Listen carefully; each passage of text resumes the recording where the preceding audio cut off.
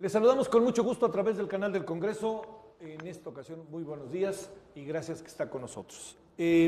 A partir de mañana, el país cumple una nueva etapa en su desarrollo político con la llegada de un nuevo gobierno. Es todo un proceso que hemos vivido, que empezó en septiembre del año pasado, que tuvo un momento climático el 1 de julio, el día de las elecciones, y que hemos tenido una larga transición, muy larga, que además se hizo más larga porque como no hubo un conflicto político como en otras ocasiones, no sabíamos qué iba a pasar. Aquí desde la noche del 1 de julio se sabía quién había ganado y cuál partido iba a tener una mayoría importante, destacada en los congresos, tanto en la Cámara de Diputados como en la Cámara de Senadores. El nuevo gobierno es el tema que tenemos hoy y creo que hay muchos asuntos que discutir, más allá de una realidad inobjetable, porque una cosa es lo que ha pasado y otra cosa es que no sabemos lo que va a pasar y cómo se van a desarrollar las cosas en el país, particularmente le diría yo, por lo menos en el próximo año, en el 2000, a partir del 1 de diciembre, mañana y todo el 2019. Con nosotros el senador Gustavo Madero, él es presidente de la Comisión de Economía en el Senado e integrante del Grupo Parlamentario del PAN. Senador, como siempre, ¿cómo estás? Gracias. Muy contento de estar aquí. Gracias, Javier. Muchas gracias. Con nosotros la senadora Verónica Delgadillo, ella es secretaria de la Mesa Directiva en el Senado e integrante del Grupo Parlamentario de Movimiento Ciudadano. Verónica, es un gusto. Muchísimas gracias por la invitación y el espacio. Gracias, muchas gracias. Y el senador Miguel Ángel Mancera, coordinador del Grupo Parlamentario del PRD en el Senado. Miguel Ángel, senador, es un gusto. Gracias, Javier. Un saludo a tu audiencia. ¿Qué echamos a andar la pelota luego, no? Senador, adelante. A ver, ¿qué reflexiones tienen que a partir de mañana hay un nuevo gobierno, lo que han visto estos días en la Cámara de Diputados y Senadores? A ver, echemos a andar como punto de partida. Yo te diría, es algo mucho más complicado, más complejo que un cambio de gobierno. Es una nueva galaxia a la que vamos a entrar. A ver, nuevos astros, nuevas leyes, nuevas atmósferas. Tenemos la mayor concentración de poder público en una sola expresión partidaria y en una sola persona. Conjuntamente, los partidos de oposición están diezmados y yo te diría que están sin brújula, ¿sí? Están sin liderazgos, sin legitimidad. Hay una crisis del sistema de partidos y entonces todo esto le da a Andrés Manuel un bono muy potente de poder hacer cosas muy trascendentes sin mayor contrapeso ni obstáculo. Y esto tiene un aspecto positivo y un aspecto negativo. El aspecto negativo es que también puede cometerse hierros con caprichos o visiones personales que no correspondan a lo que México necesita. Yo estoy preocupado por la distorsión que se está haciendo de los instrumentos de democracia directa como una forma no muy sana de legitimar decisiones que él ya había tomado. Hoy estaba leyendo la carta que le escribió a Donald Trump el día 12 de junio. Ahí anunció todo lo que puso a consulta ahorita. Ahí viene desde el 12 de junio, o sea, es una simulación y esto atrofia, vacuna contra estos mecanismos de democracia directa, porque pues, la gente ya no va a creer en ellos cuando sean necesarios. A ver, Verónica, en una primera mirada. Bueno, primero creo que hay que reconocer el momento histórico en el que llega este nuevo gobierno. Y para empezar, los mexicanos exigían un cambio y encontraron en Andrés Manuel y en Morena quién iba a representar ese cambio. Es por eso que millones de personas depositaron su confianza en Andrés Manuel y le permitieron llegar acompañado de grandes fracciones y de mayoría en ambas cámaras, lo que le permite poder hacer los cambios que él decida y le permite tener condiciones para que todas sus promesas de campaña, para que todo el plan que él tiene de gobierno se pueda ejecutar, para que pueda ser una realidad. Pero también hay que ser conscientes que los mexicanos no le dieron un cheque en blanco a este gobierno, porque venimos de un sexenio que fue caracterizado por la impunidad. Venimos de un sexenio que ha sido calificado como el peor sexenio de la historia de México, ¿no? En el que los mexicanos están cansados de la corrupción, de la impunidad, están cansados de que no se les tome en cuenta, de los privilegios de la clase política, está cansado de muchas cosas. Y hubo una gran promesa por parte de Andrés Manuel para cambiar de manera radical la realidad de nuestro país y la dinámica política de México.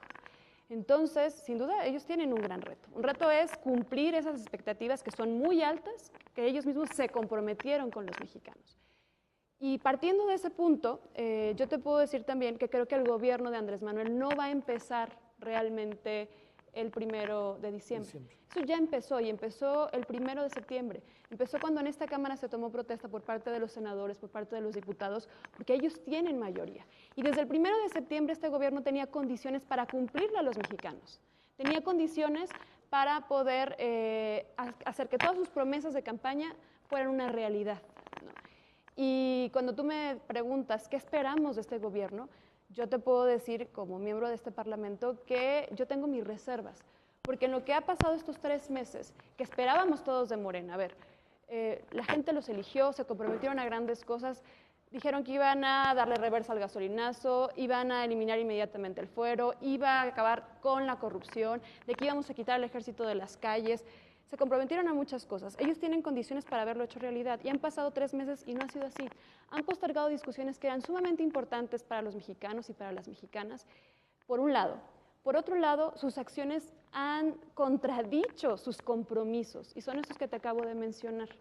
Entonces, ¿qué espero? ¿Qué espero de este nuevo gobierno? Espero que no sea la forma de trabajar lo que estamos viendo ahorita, lo que está sucediendo en la Cámara de Senadores y en la de Diputados, especialmente en donde no hay un debate, no hay deliberación, donde Morena se ha convertido en lo que tanto criticó, donde no ha habido un espacio para la reflexión colectiva del México que queremos y cómo vamos a tener instrumentos realmente que atiendan a las necesidades de la gente. Entonces, yo esperaría que el gobierno de Andrés Manuel esté a la altura de las exigencias de los mexicanos y de las mexicanas, que entienda el momento histórico, que no le puede fallar a nuestro país, que hoy tiene todos los instrumentos de su lado y que si sabe tomar buenas decisiones va a contar con el apoyo de otros partidos, de otros legisladores, de otras fuerzas, porque todos queremos que le vaya bien a México. Entonces, solo ser conscientes de que no le podemos dar un cheque en blanco, de que tienen que cuidar ese voto de confianza, porque si siguen actuando como lo han hecho durante estos 3 meses, ese voto de confianza se va a acabar muy pronto. A ver, Miguel Ángel, ¿qué piensas así de entrada de lo que has visto? Y porque además tú conviviste de alguna otra manera con los personajes que hoy gobiernan, directamente. Sí, sin duda, a mí me parece que, pues, históricamente siempre ha habido muchos problemas en el país. Se han vivido épocas en donde se reclamaban 70 años de hegemonía política y de abusos y de, ¿no? Hoy pareciera que este último sexenio ha sido una catástrofe. Me parece que ha sido uno de los sexenios que ha contado con mayor poder informativo, como nunca se había tenido. El presidente Andrés Manuel López Obrador va a tener algo con lo que no trató, por ejemplo, cuando fue jefe de gobierno, que son las redes sociales, que él ha llamado las benditas redes sociales y que en algún momento va a ser también un gran poder de crítica de muchas de las acciones de gobierno. En eso no están acostumbrados todavía, porque no existía, pues, no era un factor. Yo creo que la gente está esperando que se empiecen a resolver los problemas a partir del día 1 de diciembre. Hay mucha gente que ya está esperando que ese día baje la gasolina, que ese día se dupliquen las pensiones de los adultos mayores, que ese día se cobre menos impuestos sobre la renta en el norte, que ese día baje el IVA también en el norte del país. Yo creo que hay mucha gente que ya está esperando que suceda rápido. El nuevo gobierno tendrá el reto de poder hacer implementaciones efectivas y comentábamos hace rato, va a tener en contra la curva de aprendizaje, va a tener en contra todo lo que implica cuando se van asentando los presupuestos. Cuando tú llegas al gobierno, pues no es inmediato que ya voy a disponer de todo esto y van mis acciones. Hay que hacer proyectos ejecutivos, hay que tener toda la normativa que te exige para diferentes tareas. Entonces, yo creo que es un gobierno, y coincido, por supuesto, y todos coincidimos en que tiene un bono en el que todos participamos para que fuera así, todas las fuerzas políticas hicimos algo para que así sucediera, y que ahora lo tenemos que vivir. Tenemos que ser conscientes de que no tenemos en ningún lado la posibilidad de rebatir, por ejemplo, una reforma de ley. subimos a la tribuna y hacemos discursos y lo señalamos, pero sabemos que no hay manera. Sí, en el debate se pueden ganar cosas, sí, si es que se está abierto al diálogo, pero cuando hay una decisión tomada, es la decisión tomada. En la constitucional va a ser diferente. Ya sucedió, ya pasó, se aprobó en lo general y todo el mundo estuvo de acuerdo en que se aprobara la eliminación del fuero, pero en lo particular no. Y eso ya no pasó.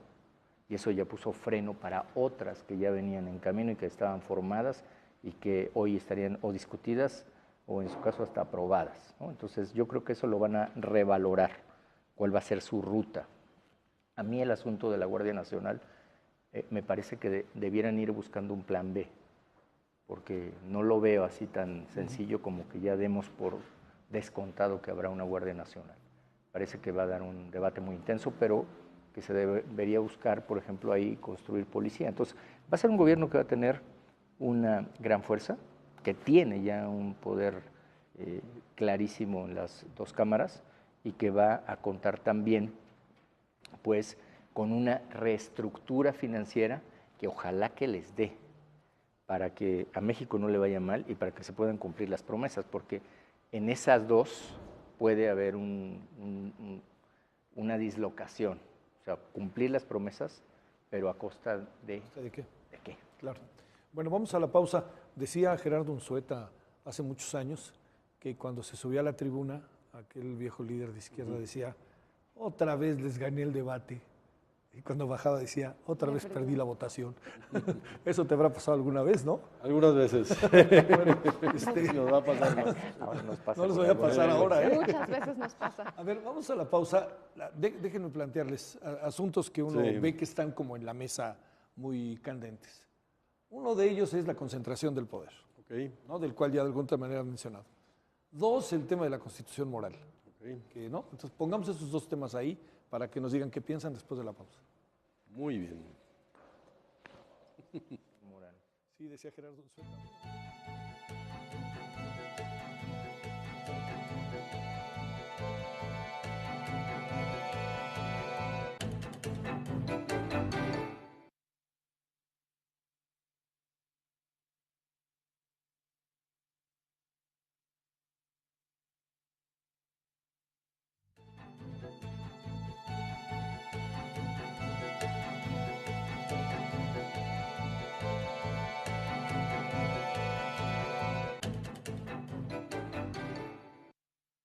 Pusimos esos, ya ahorita que estamos platicando de otro, podemos también poner el tema de estos tropezones que han tenido respecto al tema económico, que ha tenido repercusiones, en donde me parece que se ha menospreciado un poco los mercados, ¿no? Que este es un concepto muy, entiendo que puede parecer muy lejano para algunos en función de dónde venían y qué venían haciendo, pero los mercados pues tienen un peso real y determinan y dictaminan cosas. Bueno, si les parece, momentáneamente dejemos eso fuera. Vámonos, si te parece, constitución moral y vámonos con el tema de... Sale, adelante. Mira, concentración de poder. Para mí esto es lo más delicado y peligroso que vamos a enfrentar los mexicanos, porque es la mayor concentración del poder político en la historia moderna de una persona que yo no considero con vocación democrática. Andrés Manuel no tiene una cultura democrática, es una persona que está acostumbrado a hacer que se haga lo que él piensa y dice, y si no, pues a acudir a recursos distintos para modificar la realidad. O sea, esa falta de respeto a los otros poderes, esa falta de respeto a la ley, me preocupa mucho, porque en el fondo a mí lo que más miedo tengo es que se quiera revivir la construcción de una nueva hegemonía política en México como la que tuvimos el siglo pasado. Andrés Manuel tiene todo para hacerlo y tiene la tentación de hacerlo. No tiene ningún contrapeso, los partidos políticos están diezmados, como te decía. Sí. Las cámaras, Cámara de Diputados, Cámara de Senadores, no tienen la mayoría, no son contrapesos. Los órganos constitucionalmente autónomos están un poco replegados, más bien viendo por su supervivencia. Los empresarios y las organizaciones de la sociedad civil los veo todavía muy temerosos, muy condescendientes, y ahorita el único contrapeso que ha existido son los mercados. Ya cuando se enciende el tema de la incertidumbre, bueno, pues empiezan a alterarse los flujos de capitales de inversión y pago por ver, o al rato hasta me retiro, ¿no? Ese es el momento que estamos viviendo, y el reto del nuevo gobierno es generar confianza. La perdió, la dilapidó. Santa Lucía fue el despilfarro de todo el bono democrático de Andrés Manuel por un capricho muy difícil de entender qué es lo que originó esa decisión, que va a tener un gran costo político durante 6 años.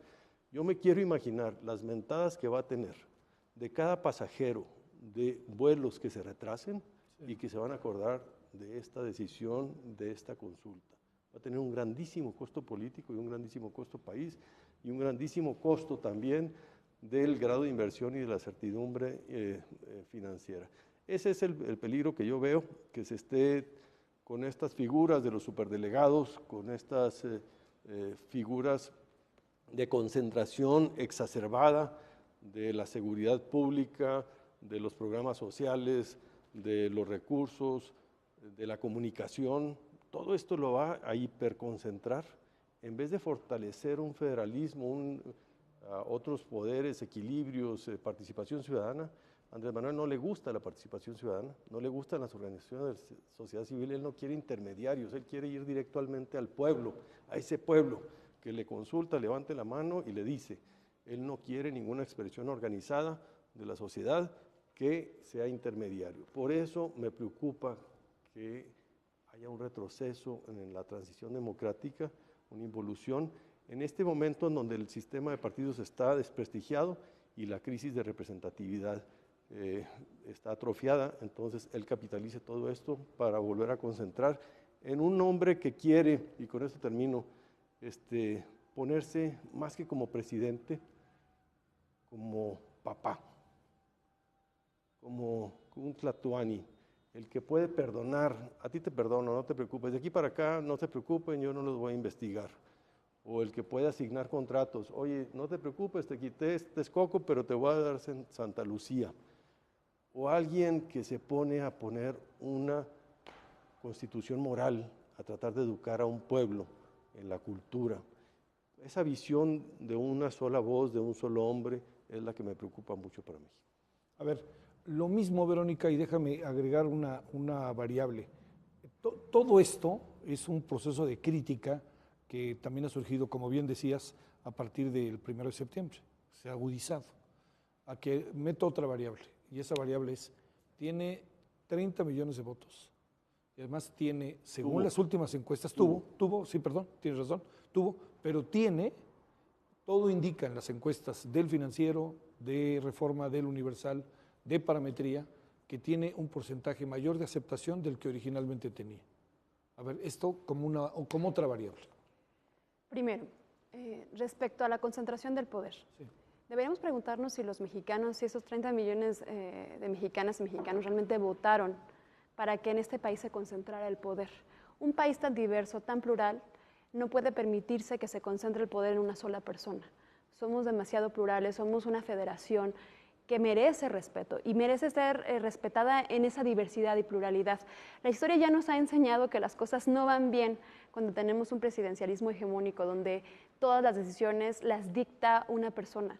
Nosotros estamos constituidos por 3 poderes y tenemos que lograr que haya contrapesos y equilibrios dentro de esos 3 poderes. Miren, lamentablemente durante los últimos 3 meses, este Senado y la Cámara de Diputados se ha convertido en una ventanilla de trámites del próximo Ejecutivo, del presidente electo, y no debería ser así. Este país requiere que sus instituciones, que sus poderes le respondan a los mexicanos cumpliendo con cada una de sus funciones, separando sus funciones y siendo los verdaderos contrapesos que requiere México. Entonces yo creo que sería un grave error también permitir la creación de esos superdelegados, bueno, que ya están avanzando, en donde se van a concentrar tareas como de seguridad que son fundamentales para el país y que sin duda los gobernantes, los gobernadores de cada estado tienen que tener en sus manos las herramientas para poder luchar en contra de la seguridad en cada uno de sus estados. A mí me preocupa mucho esta concentración del poder. Creo que es muy tentador para la mayoría de Morena y para el presidente electo concentrar este poder, pero yo estoy convencida que los mexicanos no votaron por eso, que la historia nos ha demostrado que eso sería un grave error para México. Respecto a lo que decías de que a lo mejor hoy hay más personas que simpatizan con el presidente electo, mira, yo no dudo que las condiciones que está viviendo este país, que el escenario en el que acabamos de hablar, en el que la gente quería un cambio, siga emocionada y esperanzada que va a llegar alguien a transformar la realidad que tanto nos duele. Porque México tiene graves problemas en todas sus capas, social, de seguridad, económica, tenemos grandes problemas. Entonces, ante alguien que te viene a prometer, que te va a salvar el mundo y que ha elevado las expectativas sumamente altas y que va a decir que cuando él llegue todo va a acabar, todavía se está jugando con ese bono de confianza de la gente. Pero yo quiero ver lo que va a pasar cuando comience este gobierno, cuando no haya pretextos de que todavía no estaba en funciones para hacer los cambios, cuando empiece el trabajo de Andrés Manuel, cuando él ya no tenga nada que lo limite, tiene a las dos cámaras de su lado, va a tener las herramientas y que se vea imposibilitado para cumplir todas esas expectativas. Yo de verdad deseo que las pueda cumplir, pero no, sus expectativas son tan altas y no han considerado muchas variables para poder ser cumplidas que estoy segura que le va a fallar en ese bono de confianza a las personas. También hay que ver, ¿no? Lo que va a pasar, de dónde va a poder obtener todos los recursos que él está buscando para cumplir con esas expectativas. Hace un rato lo mencionabas, ¿qué vamos a sacrificar para poder cumplir con lo que la gente espera? Entonces yo esperaría que seamos muy cautelosos, que estemos viendo cómo avanza el trabajo del próximo gobierno y que de verdad entienda que lo que necesitamos aquí no es un presidente autoritario, necesitamos un presidente que construya, que entienda, que también sepa dialogar con todas las fuerzas políticas, con todas las expresiones, pero también que entienda que este país es un país plural, que requiere de la participación de todas y todos nosotros. A ver, bueno, vamos a la pausa. De lo que planteé, déjame poner en el caso muy concreto, siendo gobernador de la Ciudad de México, el tema de los delegados. Que eso yo sé que has incluso trabajado en ello, esto que se han llamado, creo que con justa razón, ¿no? Superdelegados. Entonces, vamos a la pausa. Además de todo eso, déjame agregar esa variable de superdelegados. Muy bien.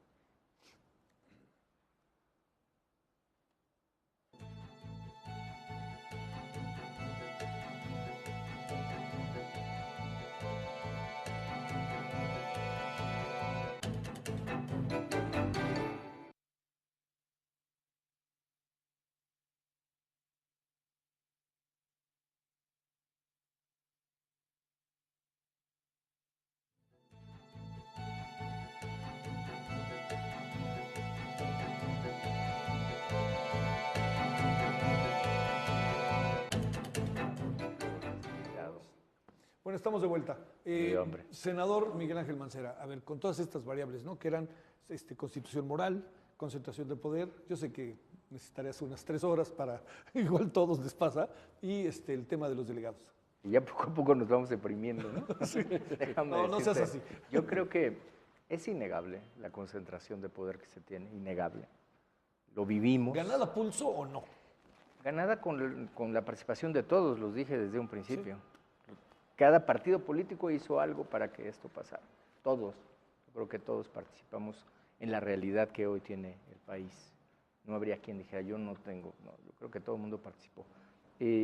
Ganada en las urnas, eso no tengo duda. Es una concentración de poder real.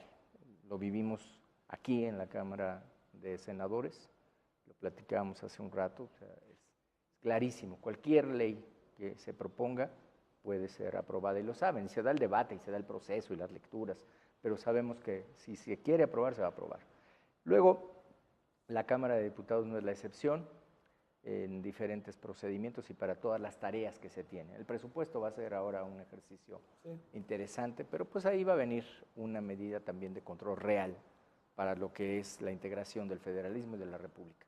Ahora, el riesgo que veo yo es las tentaciones que pueda haber de este poder, porque si lo administran bien, también puede lograr una hegemonía de Sí, tiempo, como la que decía Gustavo, ¿no? de duración, que ni siquiera sería mal vista, pues. Todo lo contrario, ¿no? ¿Quién va a estar en contra de que se ayude a los adultos mayores, de que se ayude al campo, etcétera? Yo creo que eso incluso todo el tiempo lo estamos mencionando. Pero paralelo a esto están las figuras que preocupan, estos superdelegados, en donde los colocas desde nuestro punto de vista, incluso vulnerando el esquema normativo, legal, jurídico de la federación, donde los colocas con una serie de facultades que desde cualquier punto de vista pues, se advierten como invasión de facultades de los gobernadores, de quienes fueron electos también y quienes deben tener esas potestades. Entonces, se puede caer en estos excesos. Y quiero también abonar, porque pareciera que al rato van a decir que el programa lo hicimos para hablar en contra del presidente electo, el próximo presidente de la República. Quiero hablar a favor también. O sea, yo creo que tiene propuestas que son buenas, que si las consolidan, les van a dar muchos beneficios. Tiene una, en su mano tiene ahora un gran bono, por más que, como algún medio dijo, ya perdió 10 puntos en este arranque. Quizás sí, pero todavía tiene un margen con un colchón bastante amplio.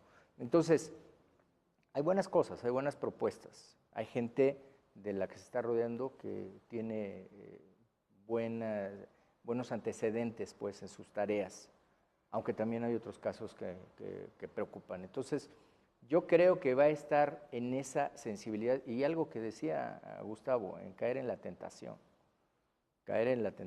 de un exceso de poder y entonces pasar a una posición autoritaria. Porque además al licenciado López Obrador siempre le ha gustado el enfrentamiento, ¿no?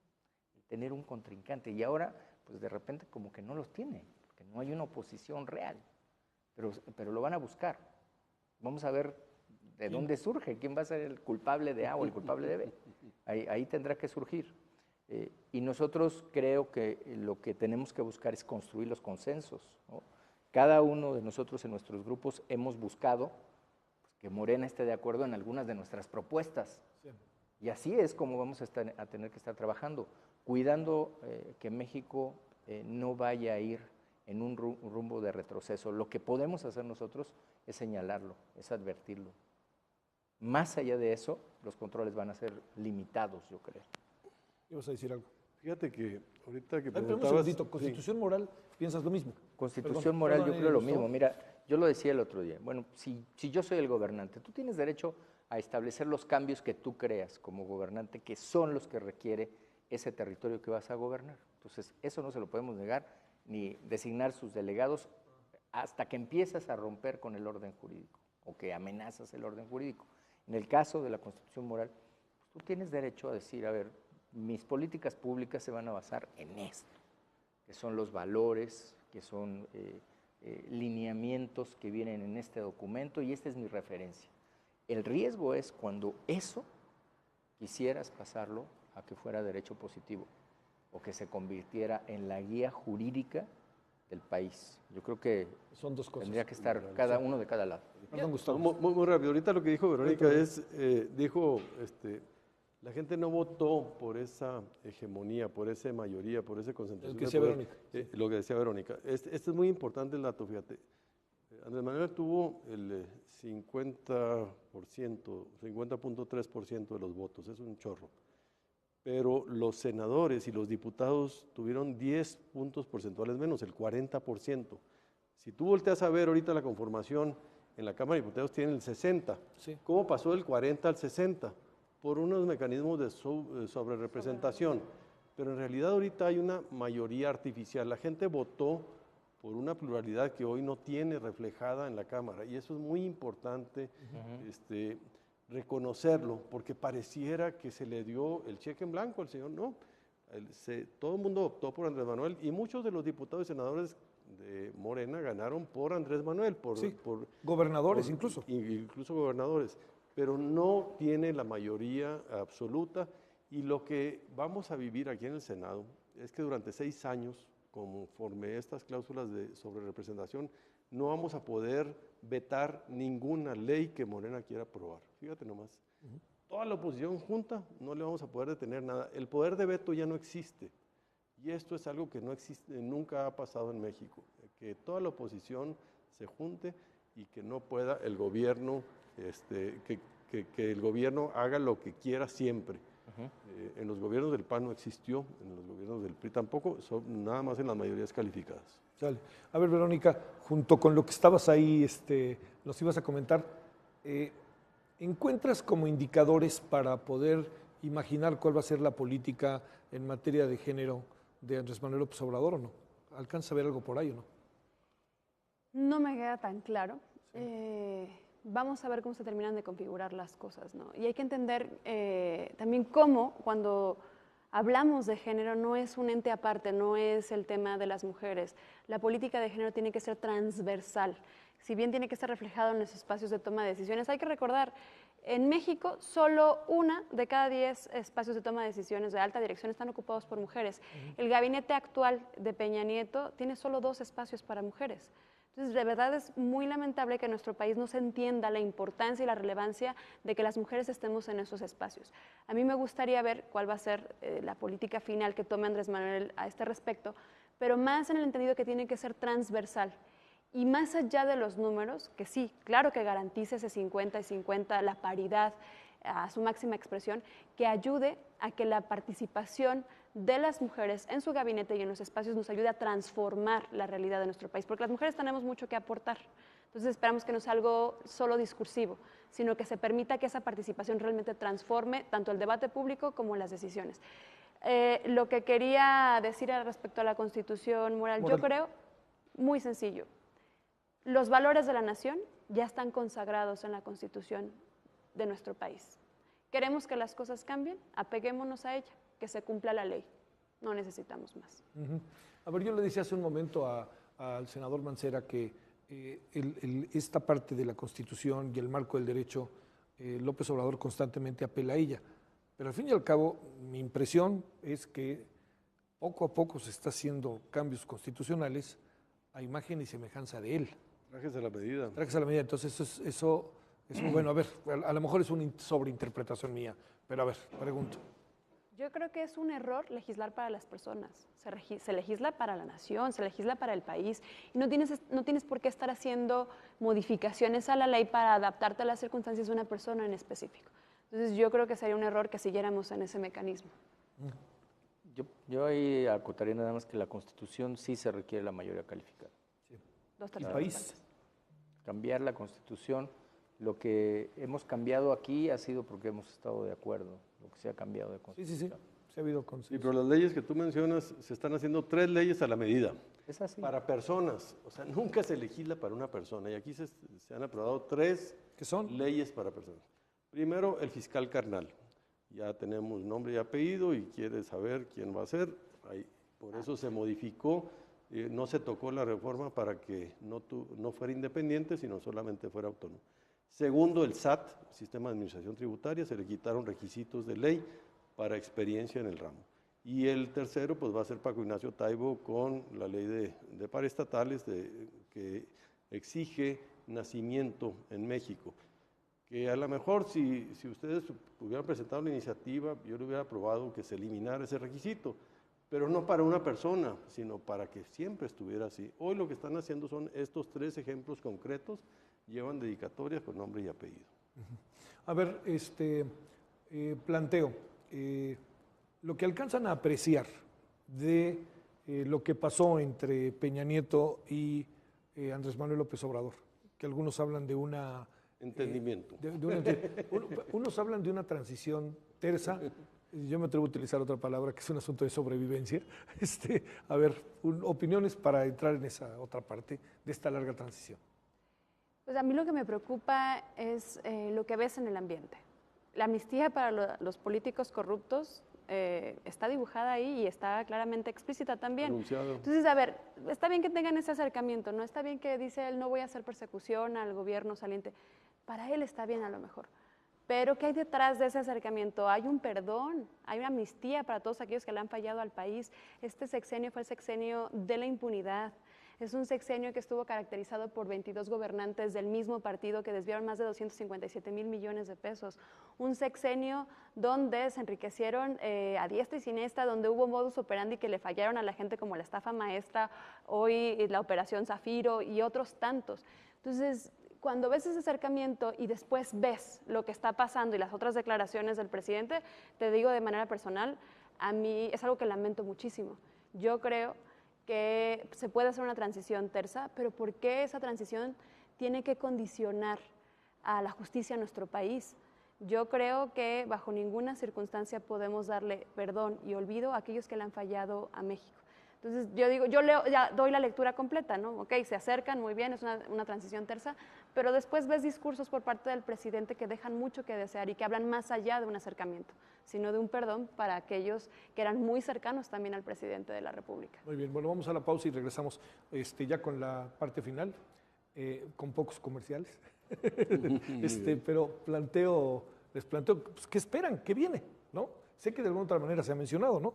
Pero ya en concreto, estando ustedes ahí sentados, incluso, ¿qué esperan que diga López Obrador mañana? ¿No? Bueno. Que sería otro de los asuntos a ver, ¿no? Bueno, vamos a la pausa.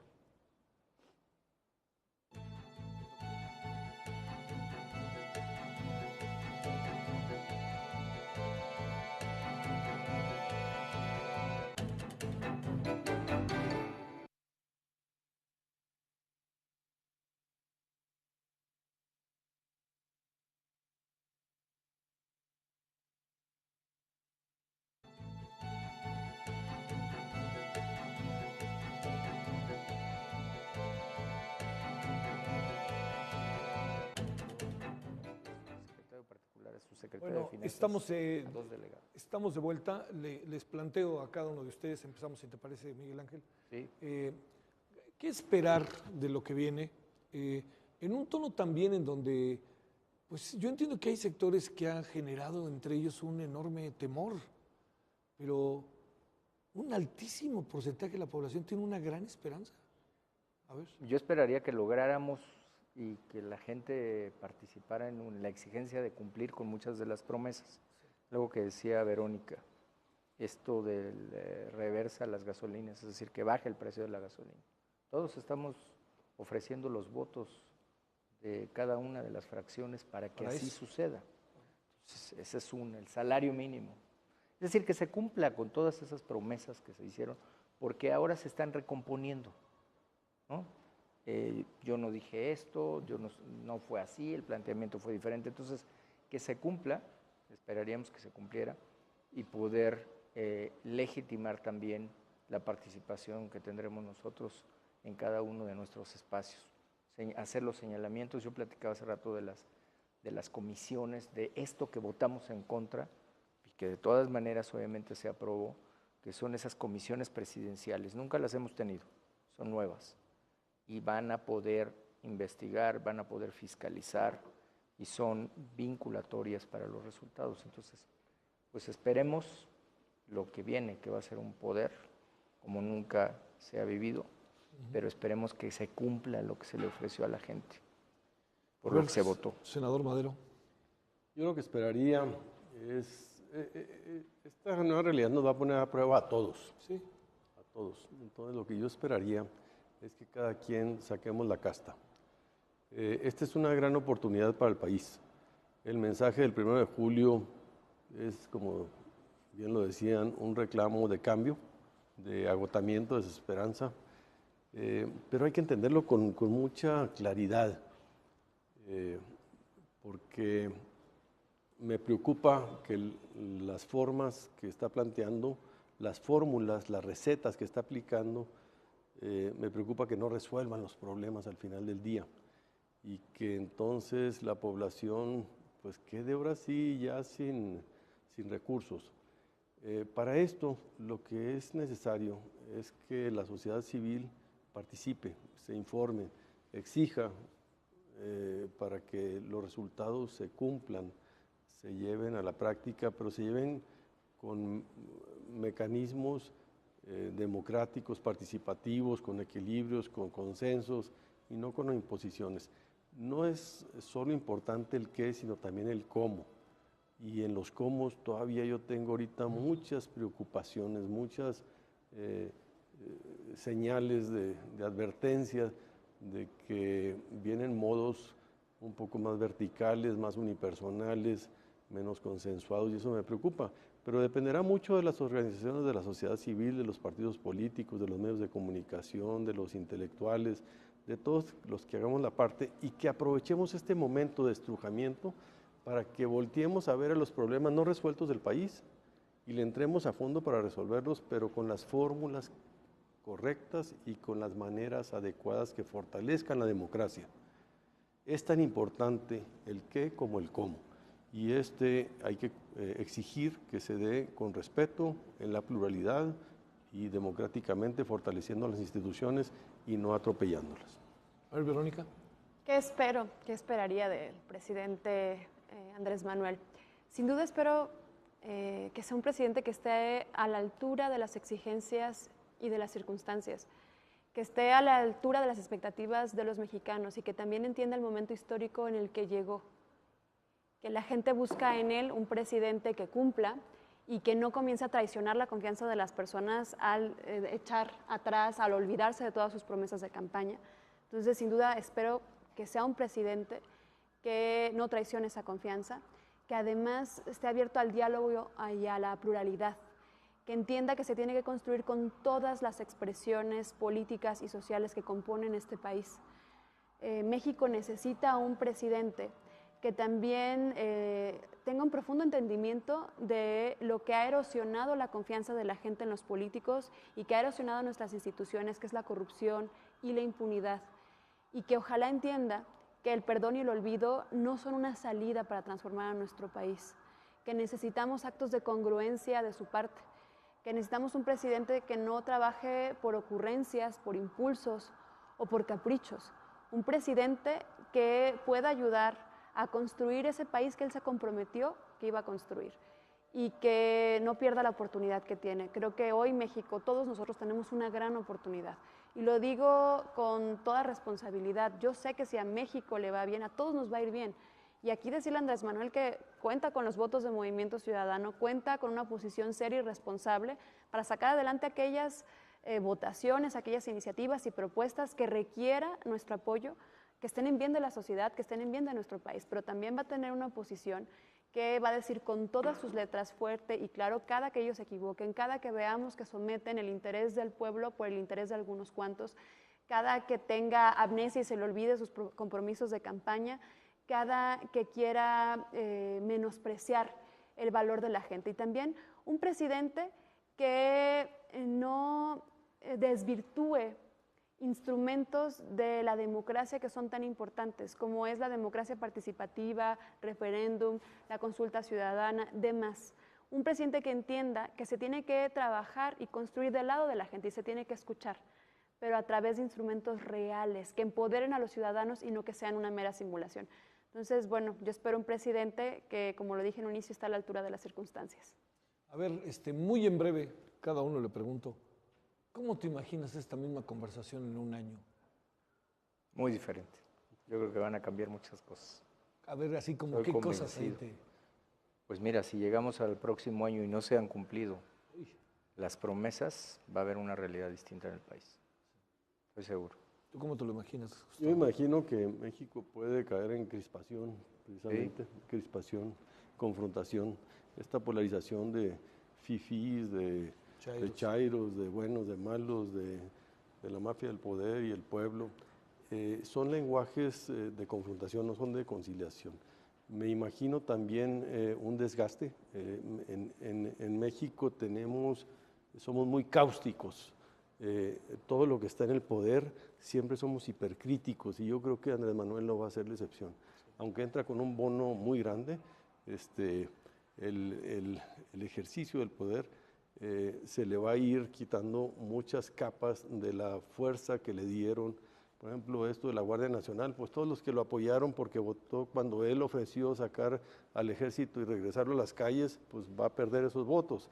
o los del fiscal carnal, todos aquellos que lo apoyaron porque se estaba comprometiendo con ese tema, o las gasolinas o la frontera, va a ir perdiendo mucho si no cumple con esos ofrecimientos. ¿Cómo te lo imaginas tú de aquí a un año esta misma? Los invito en un año ya estás. A que vengan antes de que acabe el mes terminando el mes de noviembre ya otra está. vez. Yo de verdad espero que tengamos un presidente que le haya cumplido a los mexicanos, que no le haya fallado a la confianza que le entregaron, un presidente que ya le haya dado reversa al gasolinazo, un presidente que haya cumplido con sus promesas, porque lo vamos a ayudar para que lo cumpla. Yo creo que todos los que estamos aquí vamos a ayudar a que Andrés Manuel cumpla esas promesas. Entonces yo espero un presidente que de verdad, como lo dije hace un momento, esté a la altura de las circunstancias. Si no lo hace, entonces nos vamos a sentar en esta mesa a lamentar los grandes errores del gobierno. Pero bueno, yo hoy les digo, tiene un bono de confianza de la gente. Sí. No es un cheque en blanco. Yo espero que en un año, por el bien de México, por el bien de todos nosotros, tengamos un presidente que haya cumplido con todas esas promesas y que realmente entienda que no puede estar concentrando todo el poder en él. Esperemos que ya en un año haya entendido que tiene que compartir y que tiene que quitar a los superdelegados y demás. Oye, ¿qué supones que va a decir? Va a tener dos discursos, ¿no? El discurso de aquí en el Congreso y el discurso de las 5 de la tarde, ¿no? Yo creo que es obligado darle otra vez confianza a los mercados. Yo esperaría un discurso que le dé confianza a los mercados porque ahí se ha desgastado muchísimo. Ahí ha tenido un menoscabo fuerte la presencia de México. ¿Tienes la impresión de que han menospreciado ese tema o ya están preocupados en el tema? Pues mira, es que vivimos aquí. Alguien se sube a tribuna y dice, ganamos con tantos millones de votos. No, ganó Andrés Manuel López Obrador. Que todo el mundo se cuelga, como decía un poco Gustavo, ¿no? Entonces, lo mismo ha sucedido. A alguien se le ocurre presentar una iniciativa por aquí, otra iniciativa por allá, dar un discurso por acá, y eso, si lo decimos a alguno de nosotros, como pues no estamos en la mayoría, dicen, eso no va a pasar. Pero cuando lo hacen o lo dicen ellos, de fuera se ve de otra manera. Yo creo que va a ser mejor, va a haber sido mejor candidato que presidente. Es lo que yo creo que va a suceder. Eso le ha pasado a varios presidentes en el pasado. Híjole, pues espérame, le pasó a Fox, a Peña Nieto, sí, exactamente. a Calderón, bueno, los últimos. Sí. Cedillo fue el único que llegó de la noche a la mañana, ¿no? Sí. Entonces, yo sí creo que va a confrontar ese candidato, AMLO candidato es enorme, el AMLO presidente va a tener unos déficits grandes de realidad. La realidad va a superar. Y el chiste, la pregunta es, ¿cómo va a reaccionar Andrés Manuel ante la insuficiencia presupuestal y de recursos para poder implementar toda esa visión y esas promesas en la práctica? Sí, eso va a pasar. ¿Y tú cómo te imaginas tus discursos de mañana? Elevando las expectativas altísimo para la gente. Siguiéndolas elevando. Yo creo que sí. Uno es lo que espero y el otro lo que me gustaría, ¿no? Sí. Pero yo creo que va a ser un discurso que va a elevar muchísimo las expectativas, un discurso que no va a terminar de ser honesto, ¿no? O que va a seguir llenando de contradicciones, porque así han sido los últimos meses, ¿no?